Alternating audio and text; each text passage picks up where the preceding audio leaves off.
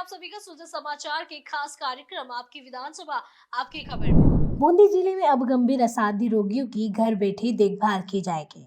स्वास्थ्य विभाग ने ग्रह आधारित प्रशामक देखभाल सेवा की शुरुआत की है।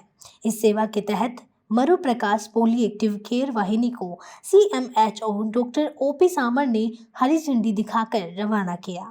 यह विशेष वाहन ऐसे मरीजों तक पहुंचेगा जो कैंसर, स्ट्रोक, एड्स और अन्य गंभीर बीमारियों से पीड़ित है।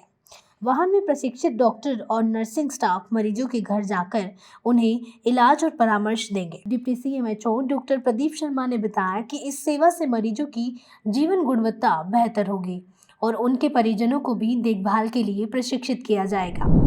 बूंदी जिले के तालेड़ा उपखंड के गांव नोताड़ा भोपत में बुधवार रात रात्रि चौपाल आयोजित की गई। जिला कलेक्टर श्री अक्षय गोदारा ने ग्रामीणों की बिजली, पानी, सड़क, चिकित्सा और शिक्षा जैसी समस्याएं सुनी। कई समस्याओं का समाधान मौके पर ही किया गया। कलेक्टर ने अधिकारियों को निर्देश दिए कि ग्रामीणों की समस्याओं को गंभीरता से लें और तुरंत कार्रवाई करें।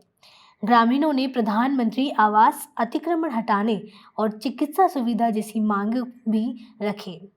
इस मौके पर जिला परिषद CEO श्री रवि वर्मा और अन्य अधिकारी भी मौजूद रहे। ग्रामीणों ने प्रशासन की इस पहल की सराहना की। खेतड़ी की गोठड़ा PHC के पास स्थित सभागार में नारी शक्ति महिला राजीविका सर्वांगीण विकास सहकारी समिति का उद्घाटन किया गया। कार्यक्रम राजस्थान ग्रामीण आजीविका विकास परिषद की ब्लॉक इकाई की पहल पर हुआ।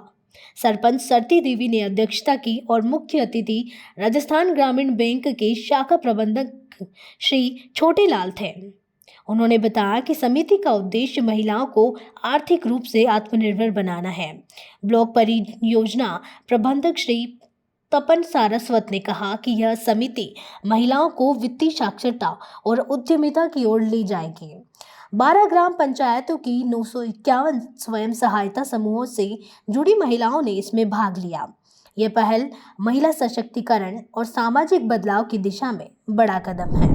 कोटा के JK लोन अस्पताल का मदर मिल्क बैंक नवजात बच्चों के लिए वरदान बन रहा है। जिन शिशुओं की मां किसी कारणवश दूध नहीं पिला पाती, उन्हें अब दूसरी माताओं का दूध मिल रहा है। अस्पताल की अधीक्षक डॉक्टर निर्मला शर्मा ने बताया कि एक दिन में महिलाएं 3 बार दूध दान कर सकती हैं। मशीन के जरिए सुरक्षित तरीके से दूध संग्रह किया जाता है। रोज 8-10 महिलाएं दूध दान कर रही हैं। यह पहल कोटा, बूंदी, बारा, झालावाड़ से लेकर MP तक के नवजातों को लाभ पहुंचा रही है। दूध दान कर रही माताओं का कहना है कि यह उनके लिए सौभाग्य की बात है कि उनका दूध किसी दूसरे बच्चे की जिंदगी बचाने में काम आ रहा है। भाई, आप अपना दूध भी अपने बच्चे को पिलाते हैं और दूसरे के लिए भी देते हैं? हाँ, हमारे बच्चे के लिए पिलाते हैं, दूसरे के भी काम आ जाता है वो, और अच्छा रहता है माँ का दूध, इसलिए वहाँ इसलिए जाते हैं वहाँ निकालने के लिए। समझाइश भी करते हैं ये लोग? हाँ, समझाई भी करते हैं भाई, दूसरा को भी काम आ जाता है। जिनके माँ नहीं है? हाँ, उनके भी काम आ जाता है, इसलिए। कहाँ से आए आप? पीपलदा, इटावा कितने पीपलदा। दिन से पढ़ते हैं? 2 तारीख को 5 दिन हो गया आज। कैसे फायदेमंद रहता बच्चे के लिए? आपको कभी किसी ने बताया होगा कि माँ का दूध ज़्यादा फायदेमंद रहता है? हाँ, आप भी एक माँ की तरह। हाँ भाई, किसी का बच्चा भूखा नहीं रहे, इसलिए हम दे देते हैं माँ को दूध। हाँ, दूसरे को दूध पिलाते हैं, खड्डा पे भी जाते हैं, जिसके लिए वो उसके लिए भी अच्छा होता है और हमारे लिए भी अच्छा होता है। हमारे काम ना आए तो दूसरे बच्चे को काम आए तो वो तो अच्छी बात है ना। कितने दिन से पढ़ते हैं? यहाँ 4-5 दिन हो गए मुझे।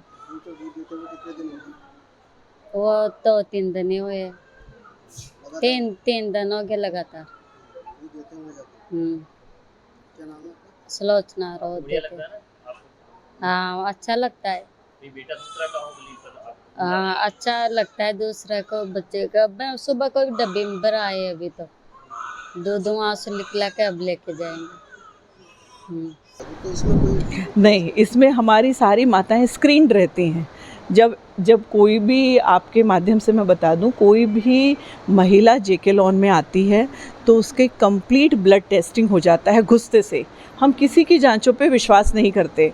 महिला बूंदी से आई है, 12 से, श्योपुर, शाहबाद, कहीं से भी आई हो, उसके पास पूरे जांचों के पर्चे रहते हैं। लेकिन हम एक जो महिला को जो जांचें चाहिए वो तुरंत हमारे CMO मतलब इमरजेंसी में ही हो जाती हैं। और दूसरा इस वार्ड तक पहुंचते पहुंचते तो उनकी 3-4 बार जांचें हो जाती हैं। एक बार लेबर रूम में होती है, दूसरी बार ये पेशेंट यहाँ आई, कोई गड़बड़ है तो रिपीट जांच कराते हैं। तो हम सारे ही बच्चों से पहले माँ की जांच हो जाती है। तो इसमें ऐसा तो है ही नहीं कि ब्लड ग्रुप अलग है तो दूध नहीं दिया जा सकता। इसमें सिर्फ इन्फेक्शन का रहता है, जैसे कोई HIV ग्रसित नहीं हो, कोई हेपेटाइटिस की माता नहीं हो और कोई हेपेटाइटिस C नहीं हो, तो इन माताओं को हम पहले ही सेग्रीगेट, हमारे पास तो एक सेपरेट वार्ड है जिसको हम सेप्टिक वार्ड कहते हैं। ऐसा कहीं भी पूरे अस्पताल में पेशेंट होता है तो हम उसी वार्ड में रखते हैं उसको।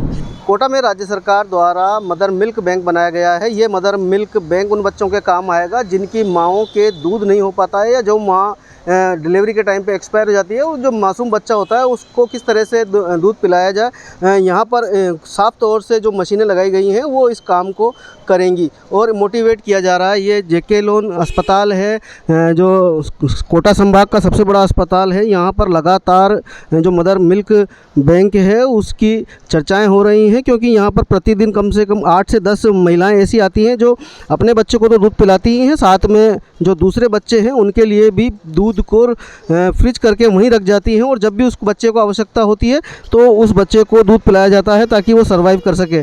कुछ माएँ ऐसी हैं जो सिजेरियन होती हैं जिनके बच्चे को दूध नहीं पिलाया जा सकता, तो वो जो मदर मिल्क बैंक में जिस तरह से ब्लड बैंक होता है उस तरह से ही मदर का जो मिल्क रखा जाता है उस मिल्क को ही पिलाया जाता है ताकि जिससे बच्चा सर्वाइव कर सके। कुल मिलाकर के ये है कि जो जेके लोन चिकित्सालय है इसका जो मदर मिल्क बैंक है यहाँ पर दूध को ब्लड बैंक की तरह रखा जा रहा है। जो बच्चे अपनी माँ का दूध नहीं पी पा रहे हैं या जिनकी माँ नहीं है या उनका ऑपरेशन हुआ है, वो दूध निकालने की उनकी स्थिति नहीं है या बच्चे को पिलाने की स्थिति नहीं है, उन सभी बच्चों को यहाँ पर मदर मिल्क बैंक से जो मिल्क है वो पिलाया जा रहा है और बच्चे को सर्वाइव किया जा रहा है ताकि उसका जो भविष्य है वो उज्ज्वल हो सके, वो किसी तरह की दूसरी बीमारियों से ग्रसित ना हो। इन सभी बातों का ध्यान रखा जा रहा है। कोटा से सुजस के लिए दिनेश कश्यप। राजसमंद के पिपलोदी गांव में स्कूल की छत गिरने से 7 बच्चों की दर्दनाक मौत के बाद अब गांव में एक नई शुरुआत हुई है। गुरुवार से स्कूल एक सुरक्षित वैकल्पिक भवन में दोबारा खुला और बच्चे उत्साह के साथ लौटे। जिला प्रशासन ने शिक्षा को फिर से पटरी पर लाने के लिए गांव के ही एक भवन को स्कूल में बदला है, जहां सभी जरूरी सुविधाएं दी गई हैं। बच्चों का डर दूर करने के लिए 4 खास शिक्षक नियुक्त किए गए हैं, जो पढ़ाई के साथ बच्चों और परिवारों से बातचीत भी कर रहे हैं। जब स्कूल दोबारा खुला तो बच्चों के चेहरे पर मुस्कान थी और माहौल उम्मीद से भरा था। कलेक्टर श्री अजय सिंह राठौर ने कहा कि बच्चों की पढ़ाई और मानसिक मजबूती दोनों पर लगातार ध्यान दिया जाएगा। जो हादसा पिपलोदी में 25 जुलाई को हुआ था, उससे हमारे जो विद्यालय के जो बालक थे और उनके परिवारजन थे स्तब्ध थे। घटना ऐसी थी। आज जब हम वापस उस विद्यालय को शुरू कर रहे हैं तो ये हमारा एक ऐसा दायित्व बन जाता है कि जो बच्चे जिनके मन मस्तिष्क में उस दिन की घटना है उसको वो पूरी तरह से भूलें। इसके लिए हमने जो इंजर्ड बच्चे थे उनका हॉस्पिटल में काउंसलिंग की और जो बाकी बच्चे थे गांव के उनको लिए भी हमने 3 दिन से जो हमारे अध्यापक हैं वो उनके घर घर जाके उनकी काउंसलिंग कर रहे थे और आज उसका परिणाम है कि सारे बच्चे बहुत खुशी खुशी जो नया भवन है विद्यालय का उस विद्यालय भवन में आए हैं। ये भवन एक ग्रामवासी का है, उन्होंने हमें उपलब्ध करवाया है। उसी को हमने नवीनीकृत करके उसमें सारी सुविधाएं करके सारे बच्चों को आज हमने आमंत्रित किया है। बच्चे जो आप देख रहे हैं, जो विजुअल्स आ रहे हैं कर रहे हैं और जो हमारे अधिकारी वहाँ पर हैं, बच्चे बहुत खुश हैं। राजस्थान में अवैध खनन पर सख्ती और पर्यावरण संरक्षण को लेकर जिला खनिज विकास समिति की बैठक आयोजित की गई। बैठक की अध्यक्षता कलेक्टर श्री कमल राम मीणा ने की।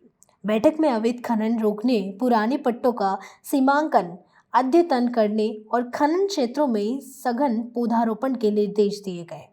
कलेक्टर श्री मीणा ने स्पष्ट कहा कि अवैध खनन कतई बर्दाश्त नहीं किया जाएगा और संबंधित विभाग सतत निगरानी रखें। जहां खनन में बाधाएं हैं वहां पुलिस की मदद से समाधान किया जाएगा ताकि ग्रामीणों को रोजगार मिल सके। बैठक में एडीएम, एसडीएम, डीएसपी समेत कई विभागों के अधिकारी और समिति सदस्य मौजूद रहे। सभी ने खनिज विकास और पर्यावरण संरक्षण के लिए मिलकर काम करने की प्रतिबद्धता जताई।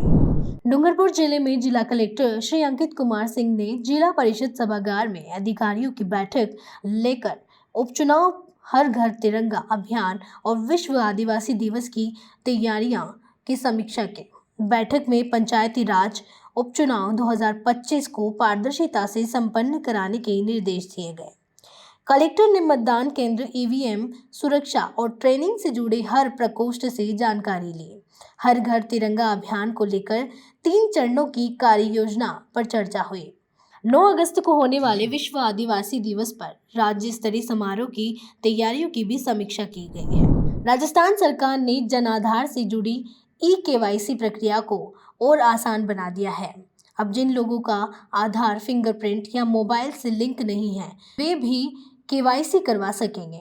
अब ई-केवाईसी केवल ऑनलाइन नहीं, ऑफलाइन भी हो सकेगी। ग्रामीणों के लिए बीडीओ और शहरी लोगों के लिए एसडीएम कार्यालय में ई-केवाईसी की सुविधा शुरू कर दी गई है। मुख्यमंत्री श्री भजनलाल शर्मा की पहल पर यह फैसला लिया गया है ताकि कोई भी जरूरतमंद योजनाओं से वंचित न रहे। अब विधवा, बुजुर्ग और असहाय लोगों को सरकारी योजनाओं का लाभ आसानी से मिल सकेगा। जिनका आधार बायोमेट्रिक से काम नहीं कर रहा या मोबाइल लिंक नहीं है, वे भी आसानी से ई-केवाईसी करवा सकेंगे। लाभार्थी नजदीकी ब्लॉक या उपखंड कार्यालय में संपर्क कर जानकारी ले सकते हैं। मुख्यमंत्री श्री भजनलाल शर्मा के नेतृत्व में जरूरतमंदों तक योजनाओं का लाभ पहुंचाने के लिए गिव अप अभियान चला रही है। इस मुहिम में ऐसे लोग जो खाद्य सुरक्षा योजना के पात्र नहीं हैं, उनसे योजना छोड़ने की अपील की जा रही है। आयकर दाताओं, सरकारी कर्मचारियों, 4 पहिया वाहन मालिकों और सालाना 1 लाख से ज्यादा आय वालों को योजना से बाहर माना गया है। डीग में अब तक करीब 37,000 से ज्यादा लोगों ने स्वेच्छा से योजना छोड़ी है। 200 अपात्रों को नोटिस भी दिए गए हैं। अभियान की समय सीमा 31 अगस्त 2025 तक बढ़ा दी गई है। विभाग ने अपात्र लोगों से समय रहते योजना छोड़ने की अपील की है, वरना कार्रवाई की जाएगी। राज्य सरकार के निर्देशानुसार चल रहे गिव अप अभियान के तहत डीग जिले में कुल 38,000 जो सदस्य हैं उन्होंने अपना खाद्य सुरक्षा से गिव अप किया है। इस गिव अप अभियान का ये फ़ायदा हुआ है कि इससे जो स्पेस क्रिएट हुआ है उससे नए लोगों को, पात्र लाभार्थियों को भी जोड़ा गया है। डीग जिले में अब तक 26 जनवरी से जब से पोर्टल खुला है तब से लेकर अब तक 1,10,000 नए लाभार्थी इसी कारण से जुड़ चुके हैं।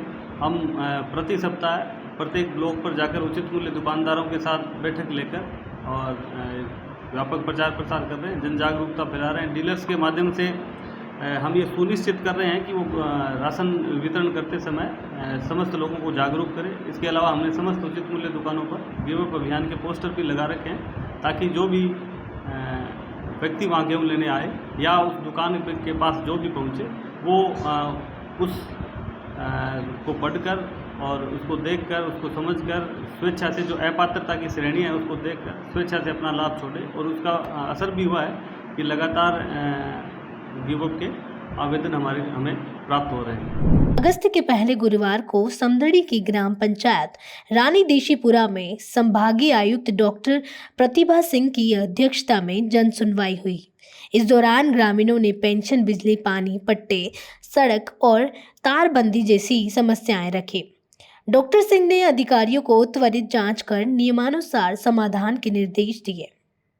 बिजली पानी की शिकायतों पर खास तौर पर संवेदनशीलता से कार्य करने को कहा। उन्होंने कहा कि सरकार की मंशा है कि लोगों को मौके पर ही राहत मिले ताकि उन्हें बार बार दफ्तरों के चक्कर न काटने पड़े।